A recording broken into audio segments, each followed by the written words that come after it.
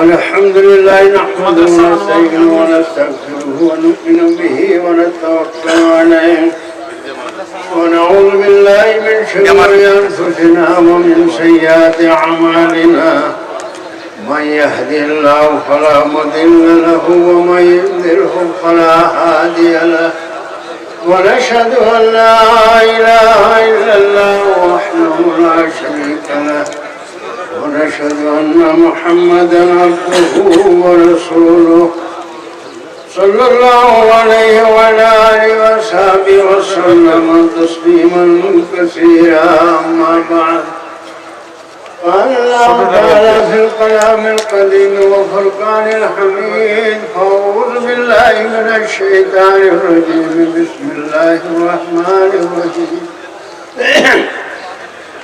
وإذ ابتلى إبراهيم ربه بكلمات فأتمهن قال إني جاعلك للناس إماما قال ومن ذريتي قال لا ينال أحد الظالمين برادران इस्लाम अस्सलाम वालेकुम व रहमतुल्लाह।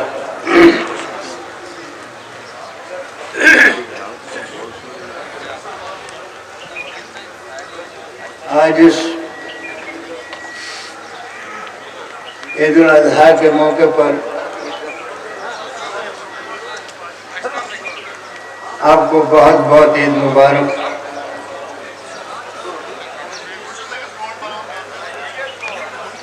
इससे पहले कि मैं चंद गुज़ारिशात आपकी खिदमत में रखूं, आप हजरात से गुजारिश है कि सफ़ू में बैठे, सफ़ू में तशरीफ लाएं। इस्लामी इज्तिमा है, आपका ईद का इज्तिमा है, कोई सियासी जलसा नहीं। जहाँ जिसका जी चाहे वहाँ तशरीफ रखे।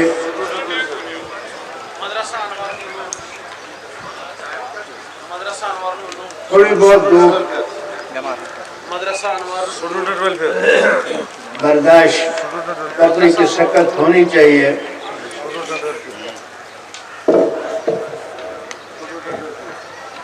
आप सफ़ों में तशरीफ लाएं। आपके लिए बड़ी कोशिश की है नौजवानों ने।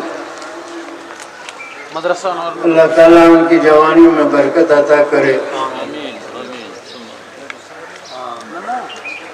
आपके लिए जलसागाह को सजाया जाता है ताकि आप किसी तरद्दुद का शिकार न हों, आराम से जलसागाह में तशरीफ रखें। मैंने बहुत सारे ईदगाह देखे हैं, इतना साफ और सुथरा ईदगाह मैंने कहीं नहीं देखा। जो हमारे नौजवान इसको रखते हैं, साफ सुथरा रखते हैं। आपके बैठने के ख्याल से, आपके कपड़ों के ख्याल से, आपके आराइश और जमाल से उन सब का ख्याल रखा जाता है। और 1 घंटे की तकरीब होती है तो कोशिश करना चाहिए आदमी को कि पुरवकार अंदाज नमाज के लिए जिस अंदाज से बैठा जाता है सफ़ों में और सफ़ों को दुरुस्त किया जाता है, तो उसी अंदाज से जब घर से निकले तो ये नियत करके निकले कि जलसागाह में सफ़ों में बैठना है। हर जुमे को हर मस्जिद से ऐलान होता है कि अपने घरों से फर्श, जाए नमाज, बेडशीट वगैरह सब साथ ले आए।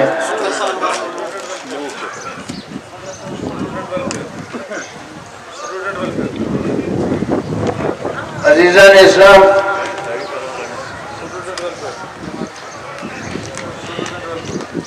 ईद अज़हा की तकरीब है।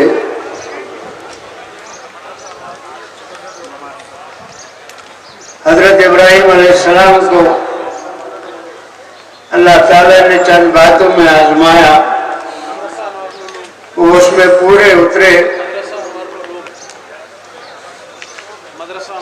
और अल्लाह ताला ने उसके सदके उनको पूरी इंसानियत का इमाम बनाया।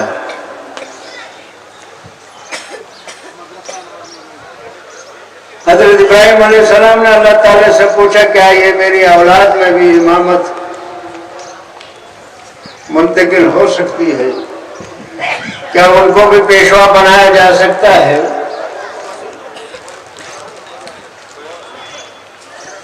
तो जवाब आया, ला यनालु अहदुल ज़ालिमीन, उसमें से जो जालिम होंगे उनको इमामत का मर्तबा नहीं मिल सकता, उनको ये मनसब अता नहीं हो सकता।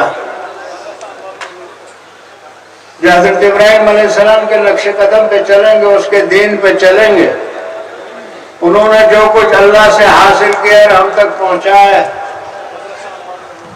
इसलिए नबी अकरम सल्लल्लाहु अलैहि वसल्लम ने जो कुछ हासिल किया, जो कुछ वही उन पर उतरी, वो जो कुछ हम तक पहुंचाया है,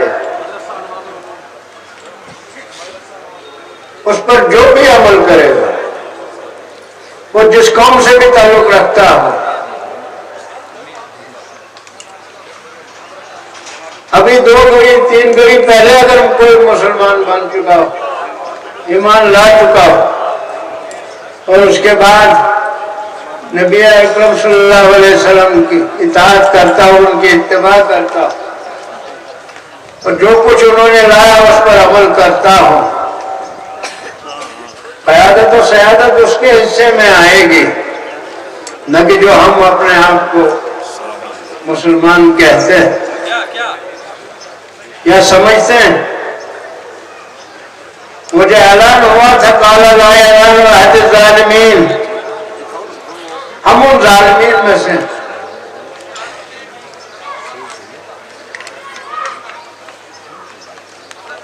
अपने आप पर जुल्म तो यही हुआ कि हक हमारे सामने आता है और हम उसको कबूल नहीं करते, दिखावे के लिए जरूर कबूल करते हैं, रियाकारी के लिए कबूल करते हैं, शौक के लिए कबूल करते हैं, लेकिन अमलन हमारा उससे कोई ताल्लुक नहीं होता है। वो सब लोग ज़ालिमीन में से शुमार होंगे।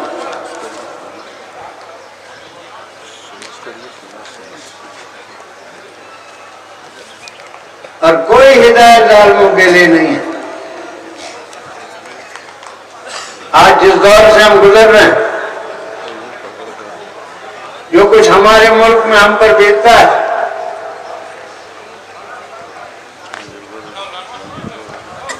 जो कुछ इल्जाम हम पे दया जाता है, जिस अंदाज से हमको जीने का सबक सिखाया जाता है, तुमको क्या पहनना है, क्या खाना है, कैसे जिंदगी बसर करनी है,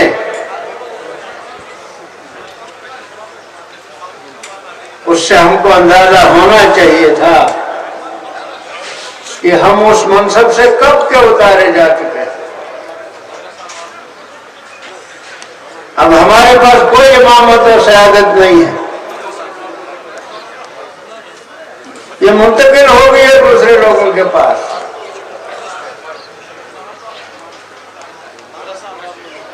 और अल्लाह ताला कभी भी उस कौम को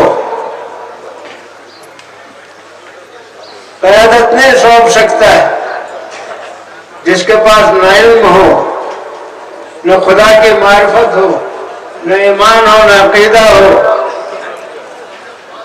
और न टेक्नोलॉजी हो, न इल्म हासिल करने की कोई शिद्दत उसके पे अज़म, उसमें अज़म हो, उस अज़म में कोई शिद्दत हो।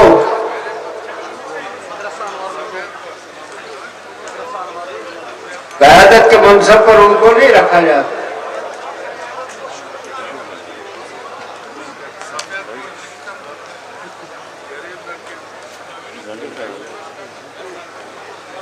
आज आप खुद अंदाजा कर सकते हैं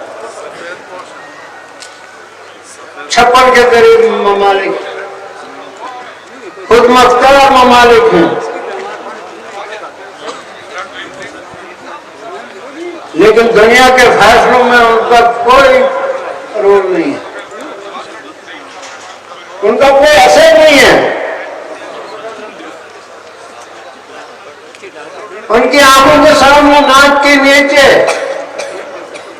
फलस्तीन पे इतना जुल्म हो रहा है, फलस्तीन के लोगों, बच्चों, बुजुर्गों, औरतों पर इतना जुल्म हो रहा है, बीमारों को नहीं बख्शा जाता है, अस्पतालों पे बमबारी हो रही है,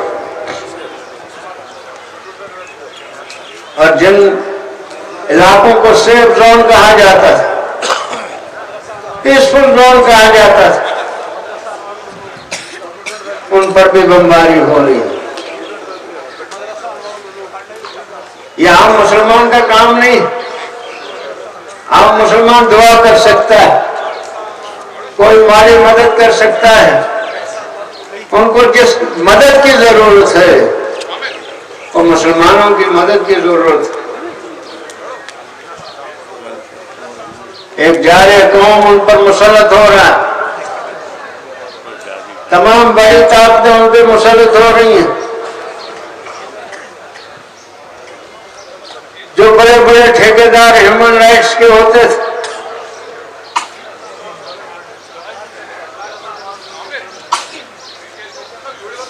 वही मुलव्वस है वहां पे ह्यूमन राइट्स की वायलेशन के लिए।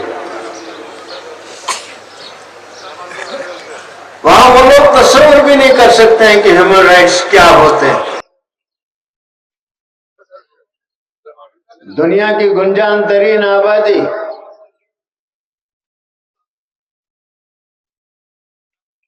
बहुत, न उनके पास पानी, न उनके पास राशन, न उनके पास दवाइयां, और ऊपर से बमबारी हो रही। दुनिया के ठेकेदार, दुनिया के अमन के ठेकेदार उन पे बमबारियां कर रहे हैं। लेकिन इतने मुल्क, मुसलमान मुल्क, खड़े तमाशे देख रहे हैं। कोई बयान देने की जरूरत भी नहीं कर सकता। यह उनकी हैसियत जो आप बार बार कहते हो, ला शर्किया ला गरबिया। नारों से ला शर्किया ला गरबिया नहीं होता, जज्बात से ला शर्किया ला गरबिया नहीं होता। जज्बातों से कोई निजाम नहीं आ सकता, निजाम में कोई तब्दीली नहीं हो सकती है। उसके लिए अमल दरकार होती है, उसके लिए इसार दरकार होता है, उसके लिए इल्म दरकार होता है, उसके लिए कनात दरकार होती है। वो चीज हम करने को तैयार नहीं।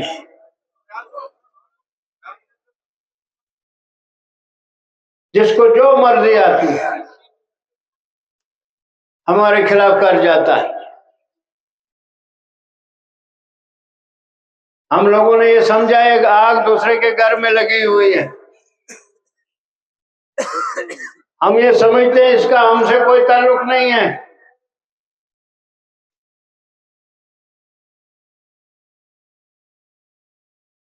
आज अगर इस घर में आग लगी है, कल आपके घर में भी पहुंच सकती है।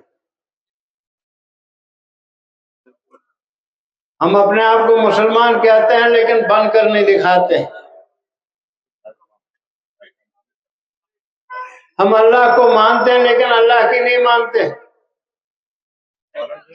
हमने मोहम्मद रसूलुल्लाह सल्लल्लाहु अलैहि वसल्लम पर ईमान तो लाया है लेकिन उसकी इताअत हम फर्ज नहीं समझते, उसकी इत्तिबा हम नहीं फर्ज नहीं समझते हैं।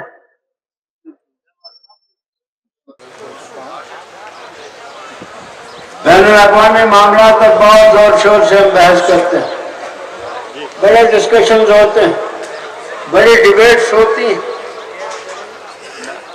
लेकिन हमारे अपने मामले में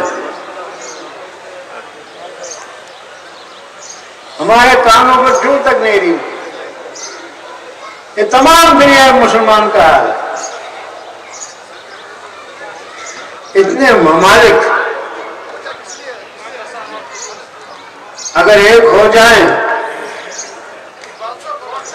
अगर नेक नीति और खुलूस के साथ ये समझता हूं कि फलस्तीन पर जुल्म हो रहा है और वो वाकई इस्लाम पर यकीन रखते हो, ये ईमान रखते हो, हुकूमत देना न देना अल्लाह के इख्तियार में है, मुल्क देना न देना अल्लाह के इख्तियार में है। जिसको चाहे मुल्क दे, जिसको चाहे हुकूमत दे, जिसको चाहे इज्जत दे, जिसको चाहे जिल्लत दे। अगर वो वाकई इस पर यकीन रखते हैं, ईमान रखते हैं, तो क्या वजह, ये कौन सी बड़ी बात। 56 ममालिक से सिर्फ 10 ममालिक भी अगर इकट्ठे हो जाएं तो दुनिया की कोई ताकत फलस्तीन के खिलाफ जारियत का इजहार नहीं कर सकती।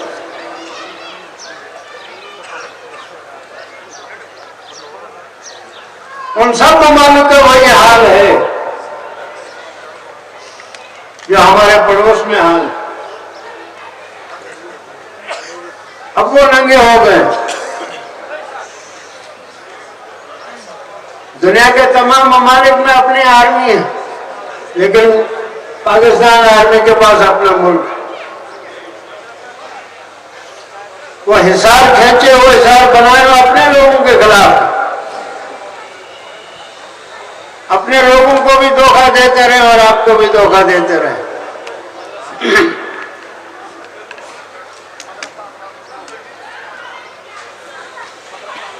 न नजरियाती ममलकत से उनका कोई वास्ता था, न इस्लाम से कोई वास्ता। वो इतना अय्याश,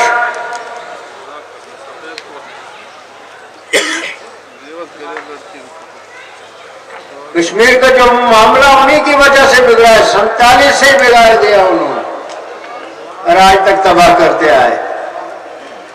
और वक्त ऐसा हाल पहुंचे जिसको मर्जी कश्मीर के साथ खेलते रहे। जब मर्जी आते कोई नया तमाशा खड़ा कर देते।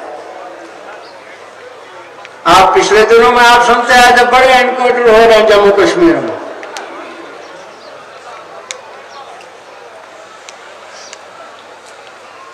आप तो 370 खत्म करके खुशियां मना रहे थे पूरे मुल्क में।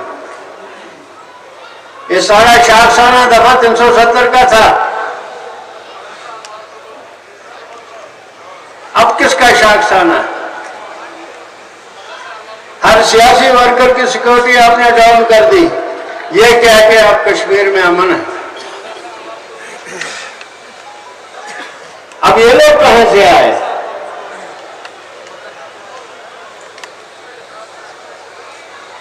पूरा मीडिया, पूरे प्रेस, हर चीज, इलेक्ट्रॉनिक मीडिया हो या प्रेस मीडिया, प्रिंट मीडिया हो, जब इलेक्शन में बात होती तो पाकिस्तान के खिलाफ, कोई और बात हो तो पाकिस्तान के खिलाफ।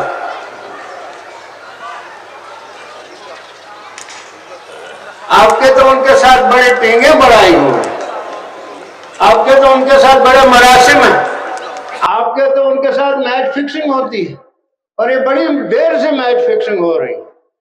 अभी मिलिटेंट कहां से आ रहे? आज नहीं कल, कल नहीं परसों आपसे जरूर सवाल किया जाए। जब कौम बेदार होगी आपसे पूछा जाए कि मिलिटेंट कहां से आते हैं।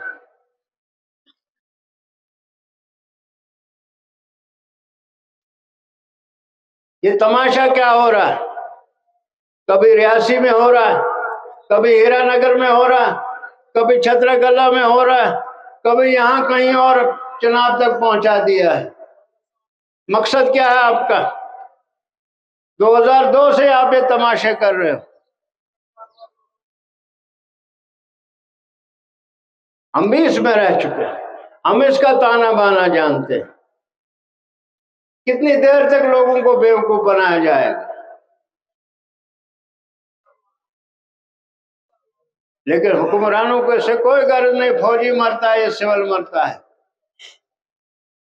कोई मुलाजिम मरता है, सिक्योरिटी फोर्सेस का मरता है, या कभी वो सिलेक्टिव किलिंग जिसको कहते हैं, कभी कश्मीरी पंडित को मार दिया, कभी सरदार जी को मार दिया, कभी किसी और को मार दिया।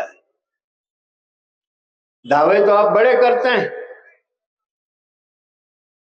अब कश्मीर में बहुत अमन है।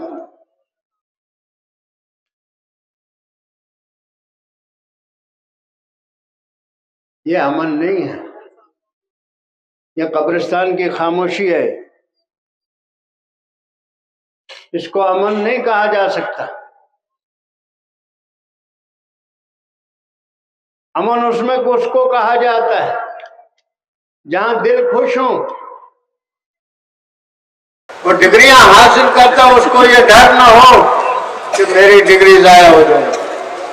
मुझे पीएचडी करने के बाद ये पकोड़े बेचने पड़ेंगे, मेरे नौजवान को ये डर न हो।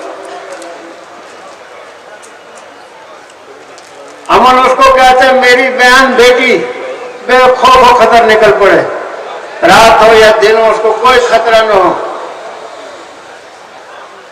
चोर बाजारी न हो, रिश्वत न हो।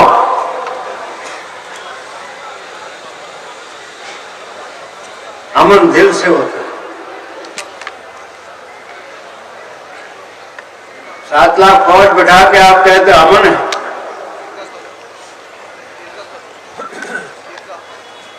आप कश्मीर जाओ, जगह जगह जब मर्जी कोई आर्मी मेजर जा रहा हो, कोई ब्रिगेडियर जा रहे हो, उससे कोई छोटा जा रहे हो, आपकी पूरी ट्रैफिक रोक दी जाती है। इसको आप अमन कहते हो।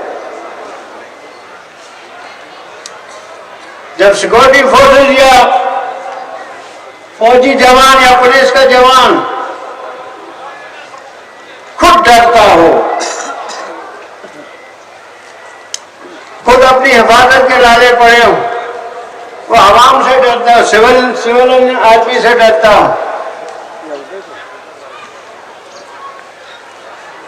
वो आपको क्या बचाएंगे? वो आपको क्या प्रोटेक्शन करेंगे?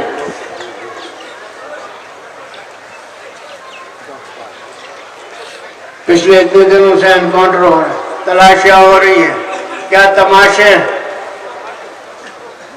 और अगर वो वाकई मिलिटेंट हों, उनसे भी गुजारिश,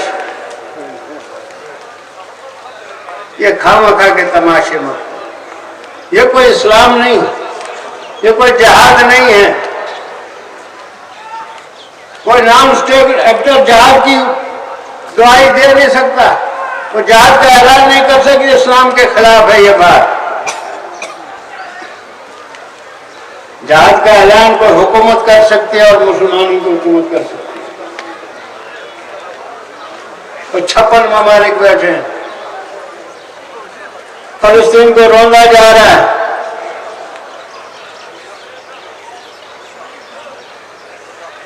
उनको जिहाद नहीं याद आता। तुम्हारे कांधों पर बंदूक चलाई जा रही। इस्लाम से इसका कोई वास्ता नहीं है, जिहाद से इसका कोई वास्ता नहीं है।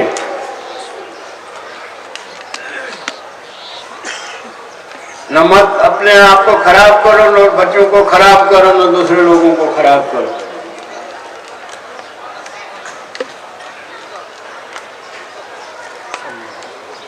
जमाना लड़ाई झगड़े का नहीं है, इफ़ाम और तफहीम का है। अभी बिदरम सुल्तान बौद्ध की बात कर रहा हूं। अभी माजी में गुम हो,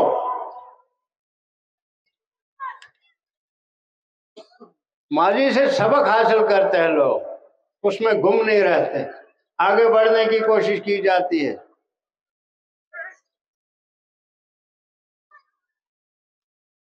बहुत सारे लोगों का कसूर उसमें, मासूम नौजवानों को नशा पिला के गिराना सबको आता है। मजा तो जब है कि गिरते हुए को थाम ले साथ।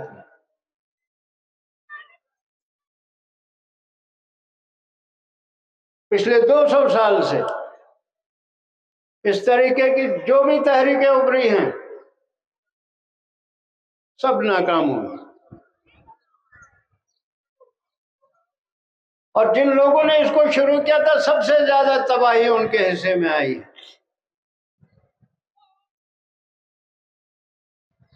जर्मन ने किया था, सबसे ज्यादा तबाही उनको हुई थी। आयरलैंड व आयरिश वालों ने किया था, सबसे ज्यादा तबाही उनकी। इधर तमिलनाडु ने की थी, सबसे ज्यादा तबाही उनकी। और जहां हमने की थी फिर उसका तो कोई अंदाजा नहीं कर सकता। मुसलमानों की कितनी तबाही हो गई, इस्लाम को कितना नुकसान पहुंचा, और इस्लाम की कितनी गलत तस्वीर हमने पेश कर। वहां तो हर जगह हम इस्लाम इस्लाम कहते, लेकिन जब जाती बात होती है वहां लगता ही नहीं है हमारा कोई ताल्लुक इस्लाम से।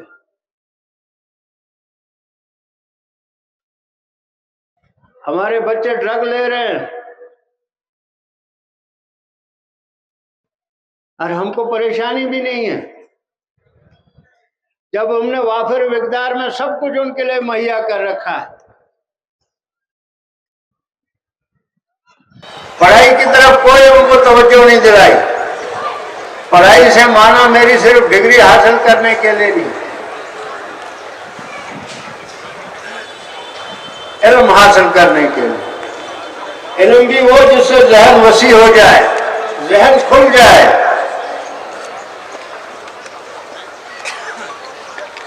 ये ड्रग की वबा नस्लों को तबाह करती है।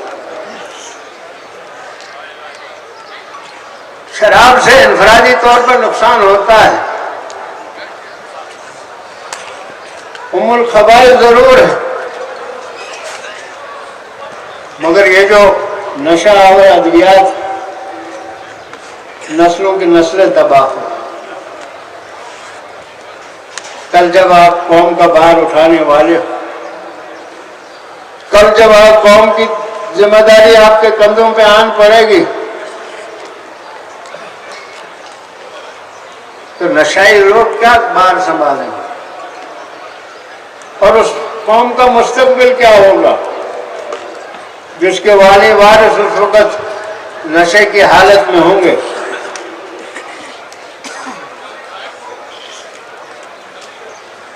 खुदारा कुछ अपना होश करिए। और ऐसा भी नहीं है, ये नशा और बिजनेस, ये ड्रग बिजनेस जो है ऐसे नहीं चलता है, किसी की छत्र छाया में चलता है।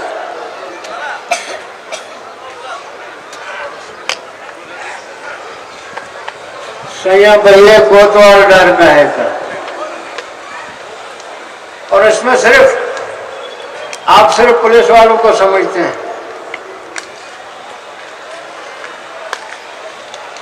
ऐसा नहीं, सब लोग मुलविस हैं।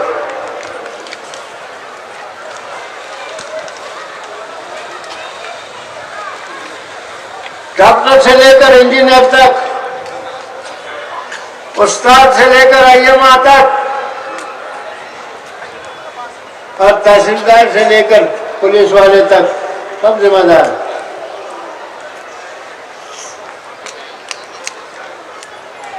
मेरे हमसाए में हो रहा, आपके हमसाए में हो रहा, किसी बाइख्तियार ऑफिसर के हमसाए में हो रहा है। आज अगर मेरा बच्चा इसका शिकार हुआ है, कल आपका बच्चा भी हो सकता है। ये फितरत का उसूल है।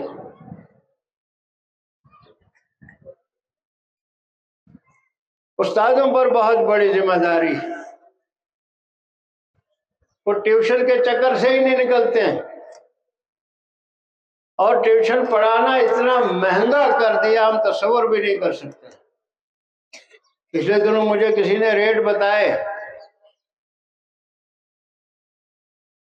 ये तो सोने के भाव है। आप इल्म मुंतकिल नहीं कर रहे हैं, आप सिलेबस मुकम्मल कर रहे हैं। मुझे माफ रखिएगा,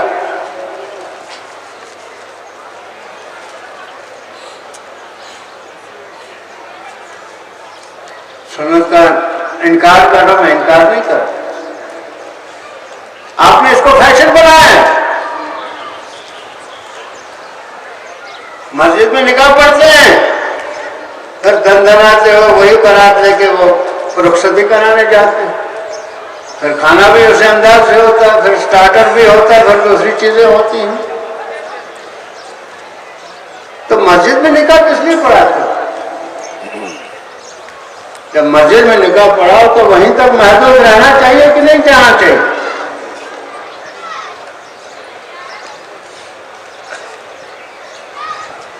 अपने घरों में निकाह पढ़ो और नई नई रस्में मत रखिए, ये हमारे लिए तबाही का सामान है। ये खुतबात शैतान है, ये शैतान के रास्ते हैं, और जो इन रास्तों पे चलेगा तबाही के सिवा कुछ नहीं मिलेगा। कि अल्लाह ने ऐलान कर दिया सरियन, खुला दुश्मन है तुम्हारा।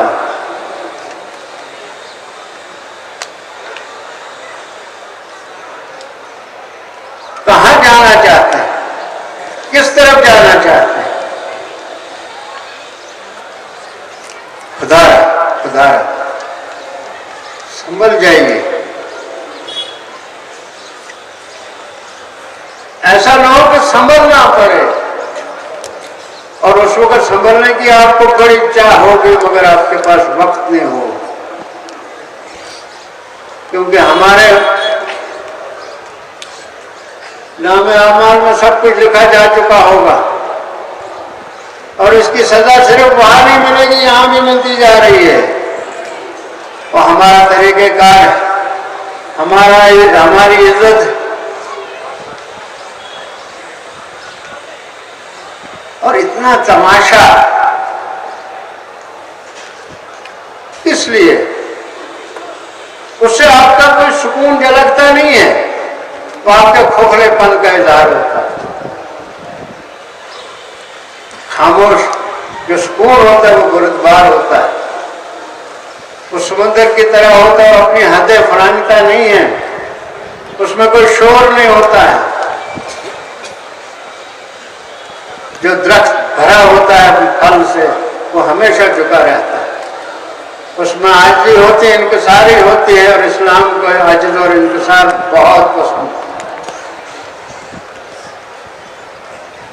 अल्लाह ताला के दर पर, उसके आगे, उसके अहकामात के आगे, उसके रसूल के आगे जितनी आजिज़ी, जितना फकर, जितना इज्ज, जितना इंकिसार आप करोगे, आपका मकाम बुलंद होता जाए। यही तो वो दर है, दुनिया के सब दरों से मुख्तलिफ है। आप दुनिया के जिस दर के पास जाएंगे वो हमेशा आपको दबाने की कोशिश करेगा कि आपका सर यूं ही झुका रहे, आप हमेशा नीची निगाहें करते हुए मिले उनको, वो आपके एहसानात के तले दबे हों। अल्लाह ताला का दर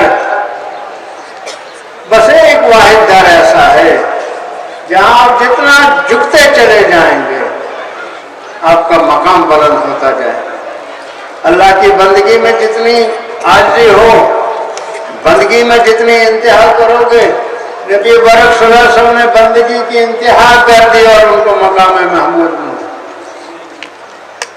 पूरी इंसानी तारीख में, अंबिया की तारीख में एक वाहिद नबी बरक सल्लल्लाहु अलैहि वसल्लम, क्योंकि उसने उनका तखल्लुस, उनका खिताब अब था। मोहम्मद अब्दुहु व रसूल, वो पहले बंदा था, उसके बाद रसूल, और उनको फख्र था अल्लाह के बंदे होने से। हमको फख्र होता है हम फलां के बंदे हैं, फलां के आदमी हैं, फलां लीडर के आदमी हैं, ये कोई फख्र करने की चीज। बहरहाल अल्लाह ताला सलामत रखे। वक्त बहुत हो चुका है, मैंने 7:30 बजे शुरू करना था, उस वक्त आपके यहाँ 10-15 लोग कुछ बैठे हुए थे और रजाकार लोग उधर उधर से, बाकी कोई नहीं। आप सफों में आ जाएं, तशरीफ ले जाएं, पूरा अभी बहुत ईदगाह खाली, आप सफों में तशरीफ रखें, आप सफों में खड़े हो जाएं, सफ़े बांधना शुरू करें। मैं आपको ईद की तरतीब बताऊं, बिस्मिल्लाह कीजिए।